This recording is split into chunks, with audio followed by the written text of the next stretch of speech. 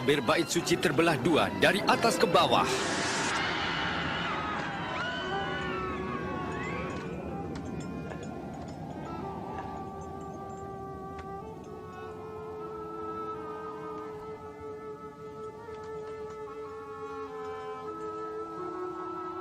Bapa, ke dalam tangan-Mu, kuserahkan nyawaku.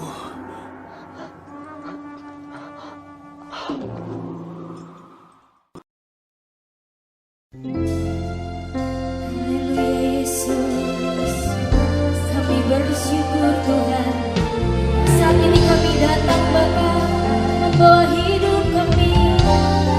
Kau jadikan kami anak-Mu, Kau tebus kami, Kau selamatkan kami. Kami menyembah-Mu, Yesus.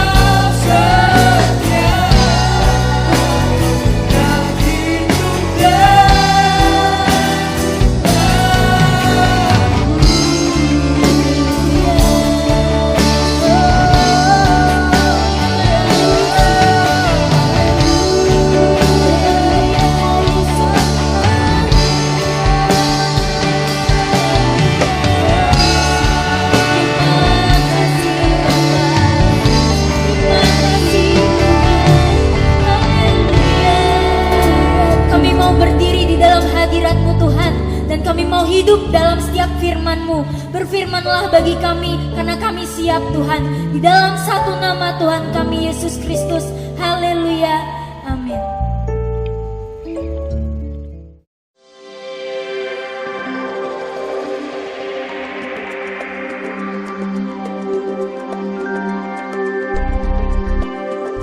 Shalom sahabat Mahanaim dimanapun berada, salam sejahtera dalam kasih Tuhan Yesus Kristus. Kembali berjumpa lagi dengan saya dalam program streaming Ibadah Paskah pada saat ini. Doa saya dimanapun Bapak Ibu berada dalam keadaan sehat, dalam perlindungan Tuhan dan diberkati oleh Tuhan. Mari kita langsung masuk kebenaran firman Tuhan kita. Terdapat dalam Injil Markus pasal 10. Injil Markus pasal 10 ayat 46 sampai ayat 52. Saya baca di dalam nama Tuhan Yesus Kristus. Lalu tibalah Yesus dan murid-muridnya di Yeriko, dan ketika Yesus keluar dari Yeriko bersama-sama dengan murid-muridnya dan orang banyak yang berbondong-bondong, ada seorang pengemis yang buta bernama Bartimius, anak Timeus, duduk di pinggir jalan. Ketika didengarnya bahwa itu adalah Yesus, orang Nazaret, mulailah ia berseru, "Yesus, anak Daud, kasihanilah aku." Banyak orang menegurnya supaya ia diam, namun semakin keras ia berseru, "Anak Daud, kasihani aku." Lalu Yesus berhenti dan berkata, "Panggillah dia." Mereka memanggil orang buta itu dan berkata kepadanya, "Kuatkan hatimu, berdirilah, ia memanggil engkau." Lalu ia menanggalkan jubahnya, ia segera berdiri dan pergi mendapatkan Yesus. Tanya Yesus kepadanya, "Apa yang kau kehendaki supaya aku perbuat bagimu?" Jawab orang buta itu, "Rabuni, supaya aku dapat melihat." Lalu kata Yesus kepadanya, "Pergilah, imanmu telah menyelamatkan engkau." Pada saat itu juga melihatlah ia, lalu ia mengikuti Yesus dalam perjalanannya. Nah, berbahagialah orang yang mendengar dan melakukan kebenaran firman Tuhan. Pak, Ibu, saudara yang dikasihi Tuhan, firman Tuhan dalam ibadah Paskah ini merupakan lanjutan dari apa yang sudah disampaikan di Jumat Agung. Nah, secara sekilas saya ulang, ada beberapa poin yang dapat kita pelajari dari perikop ini. Yang pertama, yang seperti sudah dalam ibadah Jumat Agung kemarin, bahwa Bartimius di tengah keadaan di mana dia ditolak, baik dari luar maupun dari dalam, yang secara kejiwaan itu akan mempengaruhi hidupnya. Ya, Ehrenhoff, Joyce Meyer dalam buku-bukunya, bahwa orang yang mengalami penolakan dia akan mudah tersinggung, dia mudah sakit hati, dia paranoid, minder, rendah diri, dan banyak hal-hal negatif yang dialami oleh orang yang mengalami penolakan. Tetapi saudara, perhatikan istimewa dari seorang bernama Bartimius. Waktu Yesus tiba di Yeriko, dia sudah berteriak, "Yesus, anak Daud, kasihani aku." Tapi Yesus tidak hiraukan Bartimius, dia terus selesaikan urusan di kota Yeriko. Setelah selesai, Yesus kemudian keluar. Nah, saat keluar, Bartimius kembali berseru, berteriak, "Yesus, anak Daud, kasihani aku." Nah, ini kalau saudara ingin lebih jelasnya, saudara boleh dengar rekaman khotbah di hari Jumat Agung. Nah, saudara, harusnya keadaan yang dialami oleh Bartimius waktu Yesus tidak menghiraukan Bartimius waktu pertama kali datang, Bartimius harusnya dia marah, harusnya dia tersinggung dengan perlakuan Yesus, dia harusnya sakit hati dan sebagainya. Tetapi kita lihat bahwa Bartimius dia terus berteriak waktu Yesus keluar dari Yeriko, dia terus berteriak, "Yesus, anak Daud, kasihani aku, Yesus anak Daud, kasihani aku." Nah, karena kenapa Bartimius dia terus berteriak? Karena Bartimius tahu satu-satunya pribadi yang mau menerima dia hanya Tuhan Yesus Kristus. Karena itu saudara yang dikasih Tuhan, jangan kita mencari penerimaan kepada manusia, kita akan kecewa. Jangan kita mencari penghormatan kepada manusia, kita mau diterima oleh manusia, kita akan kecewa. Tapi melalui karya salib Tuhan Yesus, kalau saudara perhatikan, di atas kayu salib pun banyak penolakan-penolakan yang dialami oleh Yesus. Tetapi Yesus kerjakan semuanya itu karena dia mengasihi saudara dan saya. Dia menerima Bapak, Ibu, dan saya. Dia menerima, dia tidak perhatikan masa lalu kita, dia tidak perhatikan seberapa parah masa lalu kita, seberapa bobrok masa lalu kita. Dia terima kita apa adanya. Bukti kasihnya yang luar biasa dalam hidup kita. Harusnya berita kebenaran firman Tuhan ini, karya salib Tuhan Yesus, harusnya membuat kita tidak mudah tersinggung. Harusnya membuat kita tidak mudah sakit hati, tidak mudah kecewa kepada orang dan sebagainya. Kenapa? Karena ada pribadi yang siap menerima kita apa adanya. Nah, yang kedua, poin yang kedua yang istimewa dari seorang Bartimeus, nah ini lanjutannya. Kalau saudara bandingkan antara Injil Markus dan Injil Lukas. Di dalam Injil Lukas pasal 18, kalau saudara lihat di dalam ayat yang ke-35 saya baca ya. Waktu Yesus hampir tiba di Yeriko, ada seorang buta yang duduk di pinggir jalan dan mengemis. Waktu orang itu mendengar orang banyak lewat, ia bertanya, apa itu? Kata orang kepadanya, Yesus orang Nazaret lewat. Jadi saudara, waktu Yesus tiba di Yeriko, wah orang banyak ribut. Nah karena Bartimeus dia buta, dia tanya, ada apa ini? Kok ribut? Kemudian orang bilang kepada Bartimeus, Yesus orang Nazaret lewat. Yesus orang Nazaret lewat. Kata orang, Yesus orang Nazaret lewat. Nah, coba perhatikan dengan seksama. Kata orang, Yesus orang Nazaret lewat. Tetapi kita lihat waktu Bartimeus dia berseru, waktu Bartimeus dia berteriak. Bartimeus bukan berteriak, Yesus orang Nazaret, kasihani aku. Bukan. Tetapi Bartimeus berteriak, Yesus anak Daud, kasihani aku. Nah ini yang istimewa dari Bartimeus. Yesus anak Daud, kasihani aku. Saudara, kalau saudara dengar ini mungkin saudara biasa-biasa saja, Yesus anak Daud. Tetapi kalau saudara perhatikan di kalangan orang Yahudi, pengharapan akan mesianik itu begitu kental dalam diri mereka. Kalau mereka dengar kata anak Daud, pasti itu larinya kepada Mesias. Saudara boleh lihat nanti di rumah, di rumah saudara boleh buka Yesaya 11 ayat 1. Ya, tunas itu akan keluar dari tunggul Isai.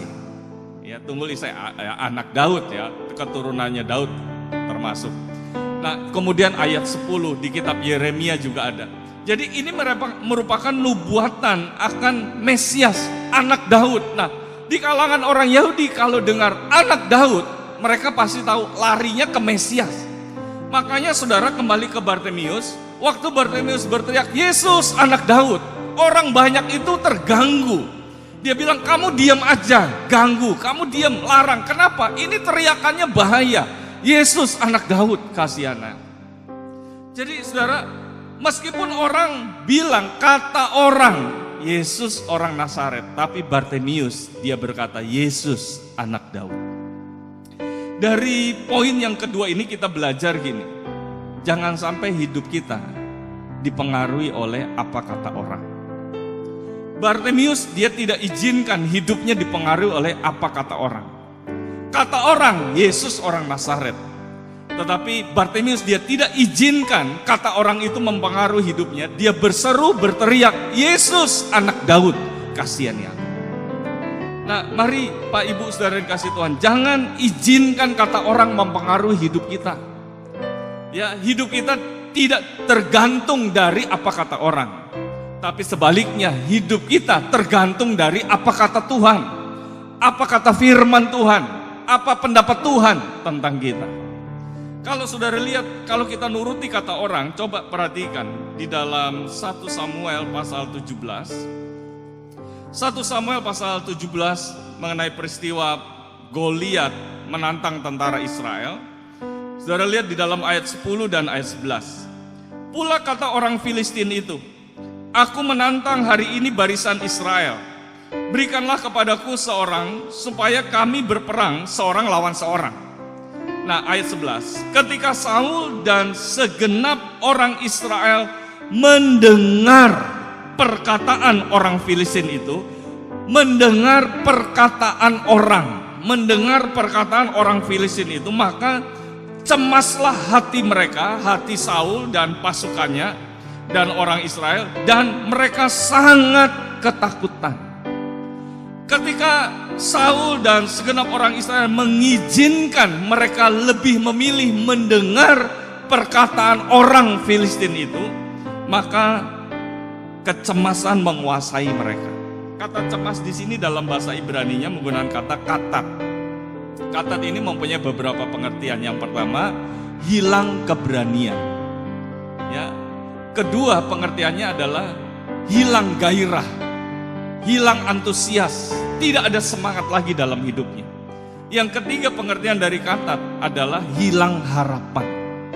Jadi saudara yang dikasih Tuhan, kalau kita lebih memilih untuk mendengarkan perkataan orang daripada perkataan Tuhan, saudara, hidup saudara akan dikuasai oleh ketakutan.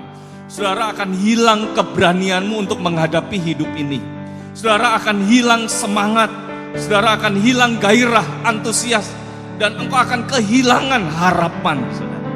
Tapi sebaliknya, kalau kita izinkan hidup kita hanya mendengar perkataan Tuhan, hanya mendengar firman Tuhan, hanya mendengar apa yang menjadi pendapat Tuhan dalam hidup kita, saudara, firman Tuhan katakan iman timbul dari pendengaran akan firman Tuhan. Imanmu akan tambah kuat di dalam Tuhan. Saudara tidak dikuasai oleh ketakutan, tidak dikuasai oleh kecemasan. Semangatmu tetap menyala-nyala di hadapan Tuhan, engkau tetap antusias, engkau tetap bergairah melayani Tuhan, engkau tetap punya harapan kepada Tuhanmu. Jadi saudara yang dikasih Tuhan, di tengah situasi yang akhir-akhir terjadi di seluruh dunia, ya, juga khususnya di negara kita, bangsa Indonesia, dengan adanya pandemi COVID-19, wah, banyak melumpuhkan berbagai semua sektor. Kalau saya lihat semua aspek lumpuh. Mungkin orang-orang berkata, ahli-ahli ekonomi semua berkata, wah, ini kita akan mengalami mungkin satu keadaan yang buruk, ya, keadaan yang terparah. Ekonomi kita akan terjun bebas. Orang akan bilang usaha kamu akan nggak jalan, pekerjaan kamu akan kacau dan sebagainya. Orang selalu berkata yang jelek dengan keadaan seperti ini. Tetapi saudara, di tengah situasi seperti ini, jangan kita izinkan perkataan orang itu mempengaruhi hidup kita, tapi biarlah hanya perkataan Tuhan yang mempengaruhi hidup kita. Apa kata Tuhan, apa kata firman Tuhan dalam hidup kita.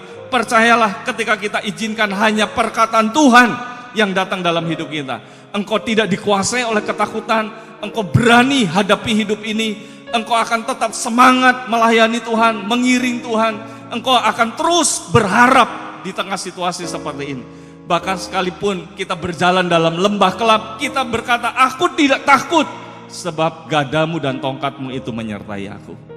Karena itu saudara yang dikasih Tuhan, ini poin yang kedua, jangan izinkan perkataan orang itu mempengaruhi hidup kita. Biarlah melalui berita Paskah pada saat ini, kita hanya mau mendengar perkataan Tuhan. Apa kata Tuhan, apa kata firman Tuhan dalam hidup kita. Kata Tuhan, perkataan Tuhan, firman Tuhan memberikan kekuatan, memberikan harapan, memberikan semangat, gairah di dalam hidup kita, sehingga kita bisa lalui hidup ini dengan kemenangan demi kemenangan. Nah, yang ketiga, saudara, kembali ke Markus pasal 10. Kalau saudara lihat, waktu Yesus panggil, ya, di dalam ayat yang ke-49, lalu Yesus berhenti dan berkata, panggillah dia. Mereka memanggil orang buta itu dan berkata kepadanya, kuatkan hatimu, berdirilah, ia memanggil engkau. Nah, ayat 50, lalu ia, Bartimius, menanggalkan jubahnya. Bartimius menanggalkan jubahnya. Nah, berkaitan dengan menanggalkan jubahnya, Yesus juga pernah menanggalkan jubahnya. Coba saudara lihat di dalam Yohanes pasal 13. Di dalam Yohanes pasal 13, kalau saudara lihat di dalam ayat yang ke-5, ya, atau ayat yang keempat, lalu bangunlah Yesus dan menanggalkan jubahnya. Ya, bangunlah Yesus dan menanggalkan jubahnya. Nah, saudara lihat dalam ayat yang ke-15, sebab aku telah memberikan satu teladan kepada kamu, supaya kamu juga berbuat sama seperti yang telah kuperbuat kepadamu. Supaya kamu berbuat sama seperti yang telah aku perbuat kepadamu. Seperti yang telah kuperbuat kepadamu. Ya, jadi saudara, seringkali kita waktu baca perikop tentang Yesus membasuh kaki murid-murid, kita langsung di poinnya Yesus, wah, membasuh kaki murid-murid. Tapi waktu menanggalkan jubahnya ini seringkali kita tidak indahkan. Tetapi saudara, ini justru poin yang penting tentang menanggalkan jubahnya. Saudara tidak akan bisa membasuh murid-murid, ya, seperti Yesus membasuh murid-murid. Engkau tidak bisa belajar untuk melayani dengan rendah hati sebelum engkau bisa menanggalkan jubahmu. Tidak bisa. Nah, mari, apa yang dimaksud dengan jubah? Kalau saudara lihat yang pertama, di dalam Kejadian pasal 37. Di dalam Kejadian pasal 37, ayat yang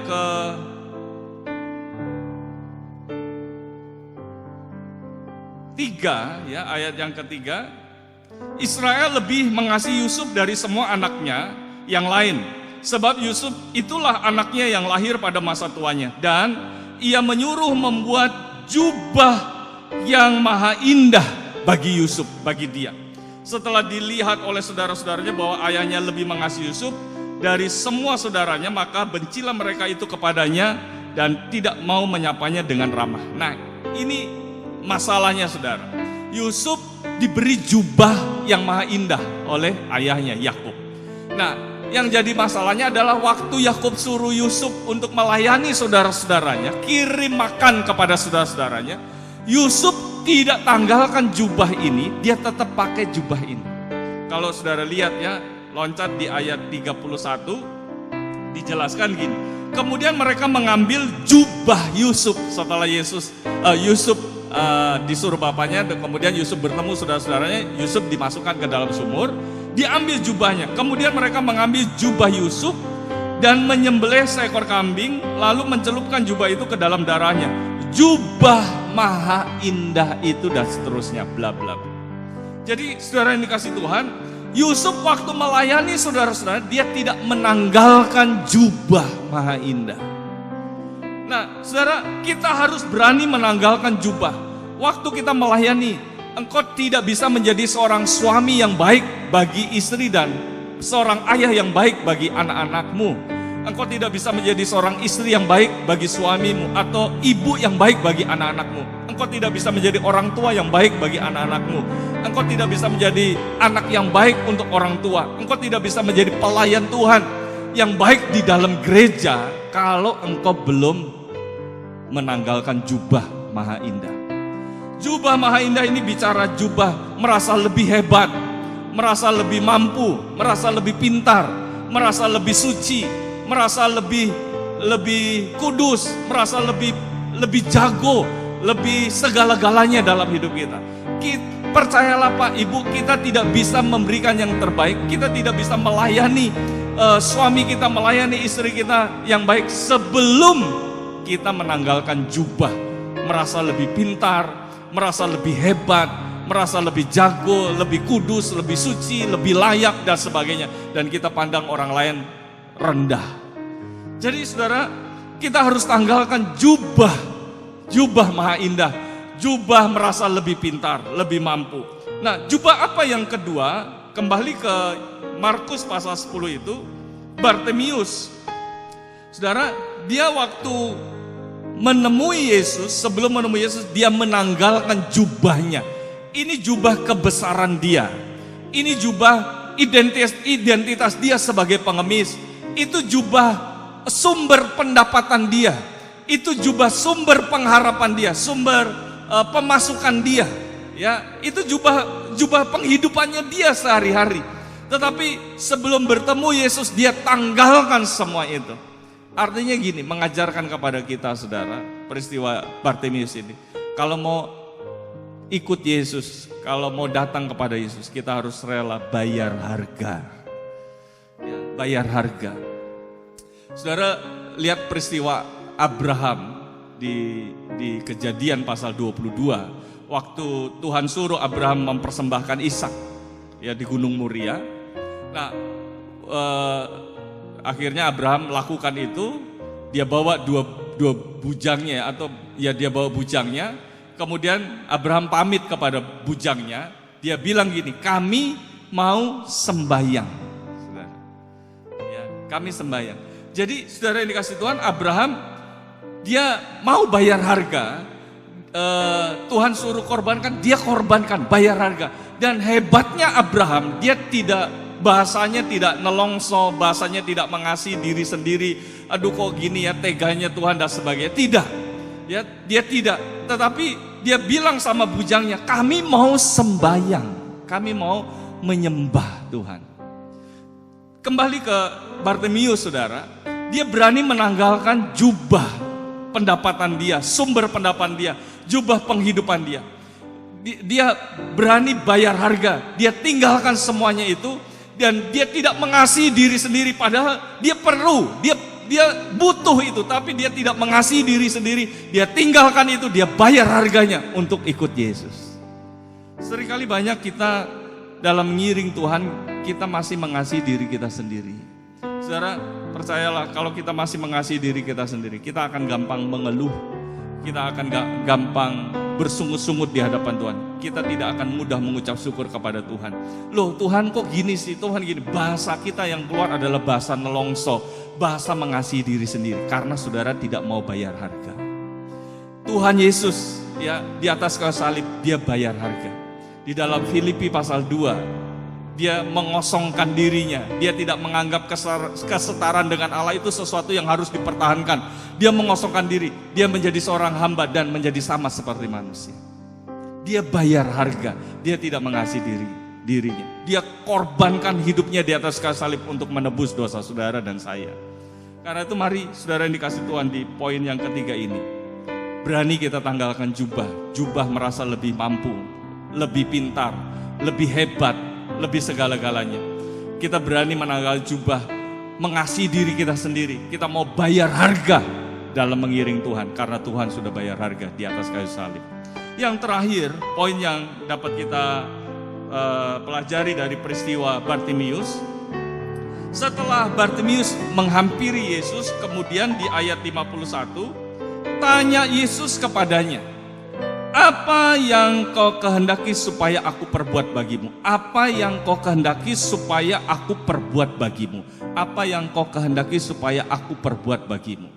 Saudara, Yesus tanya ini bukan berarti Yesus tidak tahu. Ya, bukan. Tapi seringkali Yesus hanya menguji sebenarnya. Ingat peristiwa waktu Yesus memberi makan 5.000 orang laki-laki, belum termasuk perempuan dan anak-anak. Di Yohanes pasal 6, Yesus bertanya kepada Filipus, di manakah kita bisa beli roti untuk orang sebanyak? Untuk orang ini ya, untuk 5.000 orang itu.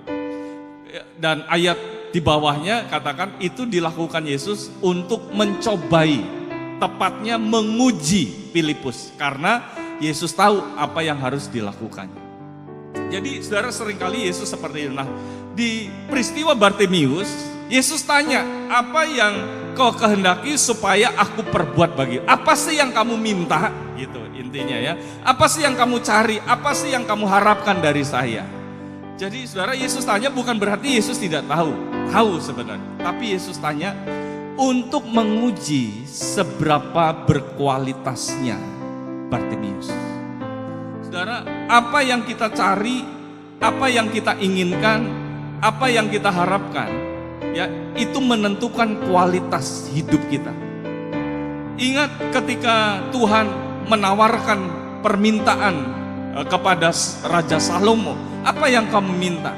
Raja Salomo dia bisa minta harta yang banyak, dia bisa minta kekuasaan, dia bisa minta supaya kerajaannya bertahan lama dan sebagainya. Tetapi itu tidak dikerjakan oleh Salomo, dia minta hikmat kepada Tuhan. Jadi apa yang kita minta, apa yang kita cari, apa yang kita harapkan, itu menentukan kualitas hidup kita. Nah, melalui berita Paskah, saya berdoa, saya berharap saudara menjadi orang-orang yang berkualitas di hadapan Tuhan. Dengan catatan, apa yang kita minta, apa yang kita cari, apa yang kita harapkan. Saudara, Bartimeus dia tidak minta uang yang banyak, dia tidak minta harta, dia tidak minta rumah dan sebagainya. Dia minta, Rabuni, supaya aku dapat melihat. Saudara, yang dikasih Tuhan dimanapun kita berada, mari, apa yang ketika ada tawaran Tuhan Yesus datang dalam hidup kita saat ini, apa yang menjadi jawaban kita? Itu menentukan kualitas hidup kita. Kalau kita minta berkat, ya, kita minta mujizat dan sebagainya. Saudara, jangan iman kita didasarkan pada berkat. Jangan iman kita didasarkan pada mujizat. Itu tidak kuat. Ya, di mana orang-orang yang menikmati roti, ya, ketika Yesus memberi makan 5.000 orang laki-laki, di mana 5.000 orang laki-laki itu dalam peristiwa salib Tuhan? Tidak dijelaskan. Dan tidak tertutup kemungkinan dari 5.000 orang laki-laki itu, banyak di antara mereka yang menghujat Yesus, yang mengolok-olok Yesus, yang mencaci maki Yesus. Bahkan mungkin tidak tertutup kemungkinan ada yang menganiaya Yesus. Kenapa? Imannya hanya didasarkan pada berkat. Tapi mari saudara lihat, iman kita harus didasarkan pada salib. Saudara lihat peristiwa salib. Orang-orang yang ada di seputar salib, siapa? Alkitab mencatat, ada seorang perempuan yang bernama Maria Magdalena, bekas pelacur. Bekas pelacur. Iman salib. Harusnya iman salib itu gini. Ketika segala sesuatu tidak terjadi tidak seperti yang kita harapkan, tidak seperti yang kita inginkan, segala sesuatu tidak seperti yang kita rencanakan, wah banyak penderitaan, banyak kesusahan, tapi engkau tetap ngiring Tuhan. Di tengah penderitaan, engkau tetap setia sama Tuhan, itu iman salib. Karena itu saudara yang dikasih Tuhan, melalui peristiwa Bartimeus, mari ketika ada tawaran dalam hidup kita, jangan kita minta berkat, bukannya berarti tidak boleh saudara diberkati, silakan, saya senang saudara diberkati. Tetapi saudara yang dikasih Tuhan, mari ketika ada tawaran, apa yang hendak aku perbuat bagimu? Kita minta Tuhan, aku mau ngalami Tuhan. Kita minta Tuhan, aku mau kerajaan Tuhan turun dalam hidup kita. Aku mau kebenarannya itu dinyatakan dalam hidup kita. Firman Tuhan katakan, carilah dahulu kerajaan Allah dan kebenarannya, maka semuanya itu akan ditambahkan kepada kita. Mari Pak Ibu, melalui Paskah tahun ini kita jadi orang-orang yang berkualitas di hadapan Tuhan. Meskipun saat ini situasi sulit, ya, keadaan sulit, tapi engkau tetap setia sama Tuhan. Engkau tetap semangat di dalam Tuhan. Engkau tetap mengiring Tuhan. Engkau tetap militan kepada Tuhan. Karena engkau berkualitas di hadapan Tuhan. Saya berdoa, Bapak Ibu dimanapun berada, engkau jadi orang-orang yang berkualitas, makin berkualitas, makin berkualitas. Dan Tuhan akan memberkati kita semua. Amin. Selamat Hari Paskah, ya, selamat Hari Paskah dimanapun Bapak Ibu berada. Tuhan memberkati kita semua. Tuhan. Bagi bangsa ini kami berdiri dan membawa doa kami kepadamu. Sesuatu yang besar pasti terjadi dan mengubahkan negeri kami. Hanya nama-Mu Tuhan ditinggikan.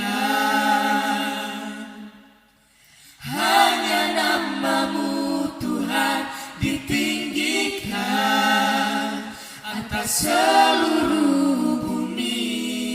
Ya, mari kita berdoa. Bapa kami di dalam sorga yang kami panggil di dalam nama Tuhan Yesus Kristus. Biarlah melalui berita Paskah pada tahun ini, kami boleh